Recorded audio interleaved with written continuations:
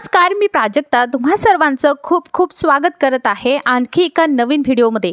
आज मी तुमच्यासोबत अशा काही किचन टिप्स आणि ट्रिक्स शेअर करणार आहे ज्याने की तुमची अवघड कामे खूप सोपी होतील। कोणताही उशीर न करता व्हिडिओला सुरुवात करूयात।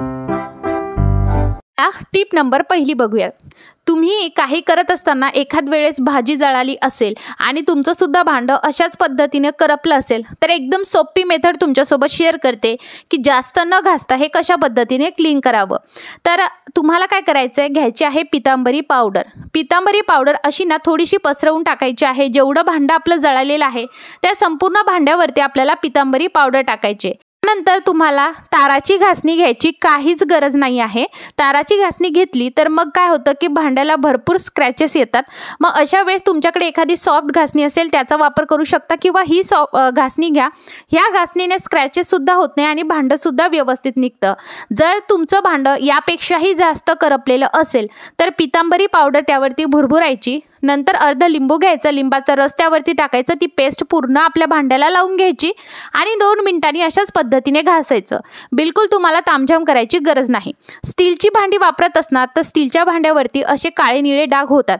हे डाग घालवण्यासाठी सुद्धा तुम्हाला पितांबरी पावडरचाच वापर करायचा आहे। बस पितांबरी पावडर अशा पद्धतीने टाकायची आणि भांडे घासायचे।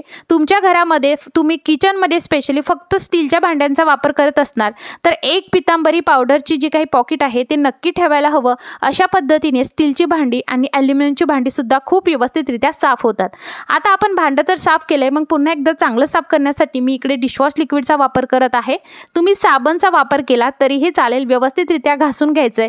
किती करपलेलं हे भांडं होतं ना, जास्त आपल्याला काही कष्ट घेता ना जास्त काही घासता, अगदी हलक्या हाताने मी घासलेलं आहे।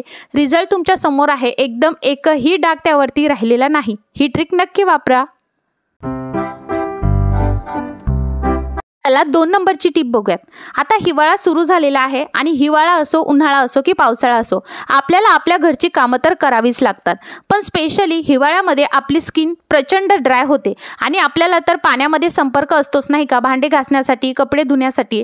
मग अशा वेळेस जेव्हाही तुम्ही दिवसभरातून कितीही वेळ भांडे घासत असणार तर काय करायचंय, तुमच्या किचनमध्ये तुम्हाला एखादी कोल्ड क्रीम ठेवायचीच आहे, मॉइश्चरायझर ठेवायचंच आहे। ही क्रीम कशी बनवायची यावरती आपण व्हिडिओ बघितलेला आहे, लिंक खाली डिस्क्रिप्शनला देते।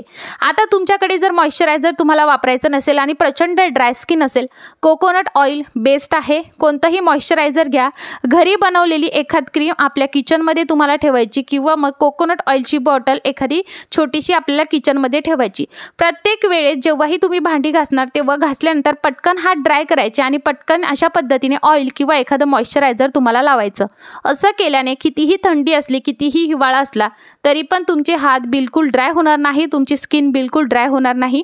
ही ट्रिक नक्की वापरून बघा। रिझल्ट तुमच्या समोर आहे। कोणतंही मॉइश्चरायझर न लावता तुम्ही फक्त कोकोनट ऑइलचा वापर करून अशा पद्धतीने हात तुमचे जे आहे ड्राय होण्यापासून वाचवू शकता। चला टिप नंबर 3। आता आपले सणवार सगळे झालेले आहेत त्यामुळे पूजेची जी एक्स्ट्रा भांडी आहेत ती सुद्धा आपण ठेवून देतो। पण ते ठेवण्या अगोदर एक सोपी ट्रिक तुमच्यासोबत शेअर करते। तांब पितळची भांडी घासण्यासाठीचा हा एक जबरदस्त असा हॅक आहे। जेवढेही तांब पितळची भांडी आहेत ती एकदा तुम्ही घासली तर किती पण दिवस ते बिलकुल असे काळपट होणार नाही, याची मी गॅरंटी देते। चला कशा पद्धतीने घासायचे बघूया। आता दिवाळी झाली आहे त्यामुळे पणत्या आपल्याकडे आहेच नाही का, तर एक पणती घ्यायची आहे आणि खलबत्त्यामध्ये टाकून त्याची आपल्याला पूड करून घ्यायची आहे। आता तुमच्याकडे पणती नसेल तर मग काय घ्यायचं, तर जी वीट असते ना ती तुम्हाला बारीक करून घ्यायची आणि त्याची पावडर करून घ्यायची। बघा अशा पद्धतीने आपली पावडर तयार झालेली आहे। आता ही पावडर आपल्याला एकदम बारीक हवी आहे, त्यामुळे आपण गाळणीचा वापर करून या पद्धतीने ती गाळून घेतोय। म्हणजे जो जाडसर राहिलेला भाग आहे तो आपण पुन्हा बारीक करू शकतो आणि पुन्हा याची पावडर करून ठेवू शकतो। आता तुमच्याकडे जर जुन्या पणत्या असेल तर त्याचा वापर तुम्हाला पुढच्या वर्षी दिवाळीसाठी करायचा नसेल तर एक वेळेसच तुम्ही ही पावडर करून ठेवू शकता आणि ही पावडर एअरटाईट कंटेनरमध्ये ठेवू शकता, जेणेकरून कधीही तुम्ही तांब पितळची भांडी अगदी बाहेरची पावडर न आणता घरच्या घरी जुन्या पणत्यांचा वापर करून, जुन्या दिव्यांचा वापर करून तुमची भांडी क्लीन करू शकता। आता आपण ही पावडर पूर्ण बारीक करून घेतली आहे। आता मी इकडे घेतलेला आहे लिंबू।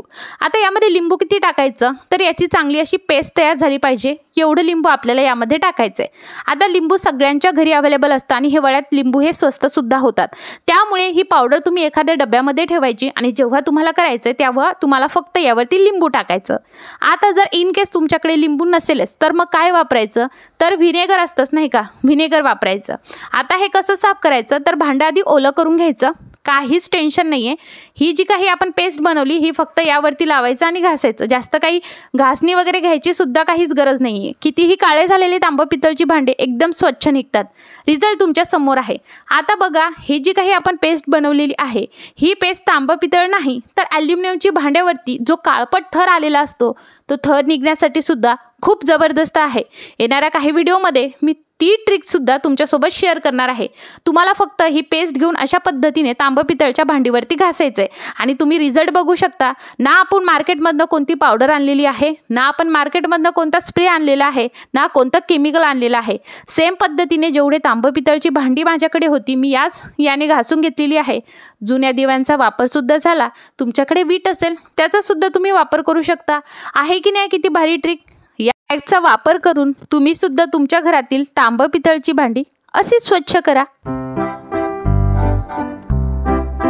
हा व्हिडिओ तुम्हाला थोडाफार जरी आवडला असेल तर लाईक करायचं विसरू नका, आवडला नसेल डिसलाईक सुद्धा करू शकता आणि जर नवीन असाल तर चॅनलला सबस्क्राईब करून बेल आयकॉन नक्की ऑल करा। फेसबुकवर बघत असणार तर लाईक करा आणि पटकन फॉलो करा।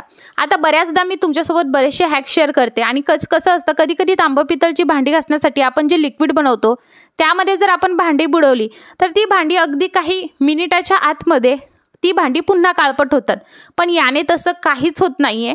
आणि बऱ्याचदा आपण जेव्हा बाहेरची पावडर विकत आणतो तर ती पावडर आपल्या नखांमध्ये सुद्धा जाते, तर यामुळे असं याला काहीच होणार नाही, आपल्या नखामध्ये बिलकुल ही पावडर वगैरे जाऊन बसत नाही। आता जेव्हाही तुम्ही हे अशा पद्धतीने साफ कराल त्यानंतर डिशवॉश लिक्विड किंवा मग भांडे घासायच्या साबणाचा वापर करून तुम्हाला हे एकदा पुन्हा घासून घ्यायचं आहे। सो तुम्ही सुद्धा तुमच्या घरातील तांब पितळीची भांडी अशी स्वच्छ करा। मंडळी नंतरची टिप बघूयात। दिवाळी झाली आहे त्यामुळे दिवाळीला सगळ्यांनी साड्या वगैरे घातल्याच आहे। आता आपल्याला जर हेवी साड्या घालायच्या असेल तर काही समारंभ असला तरच आपण घालतो, मग ह्या साड्या आता आपण ठेवत असतो। आता ही साडी ड्रायक्लिंग कशी करायची यावरती ऑलरेडी आपण व्हिडिओ बघितलाय, पण डिझायनर साड्या कशा ड्रायक्लिंग करायच्या यावरती आपण लवकरच व्हिडिओ बघणार आहोत। तर तुम्हाला काय करायचं, हे साड्या ठेवण्याच्या आधी त्यामध्ये ना न्यूजपेपर ठेवायचा आणि तुमचा पेटीकोट आणि जे काही ब्लाऊज आहे ते यामध्येच ठेवायचा आणि अशा पद्धतीने पन्नीचा वापर करायचा, जेणेकरून काय होतं की या साडीवरती धूळ सुद्धा बसत नाही। ह्या साडीमध्ये न्यूजपेपर ठेवल्यामुळे कुंभट वास सुद्धा लागत नाही। ही ट्रिक नक्की आजमावून बघा आणि अशा हेवी साड्यांना ही ट्रिक नेहमीच वापरली पाहिजे। आय होप तुम्हाला ही टिप खूप आवडेल।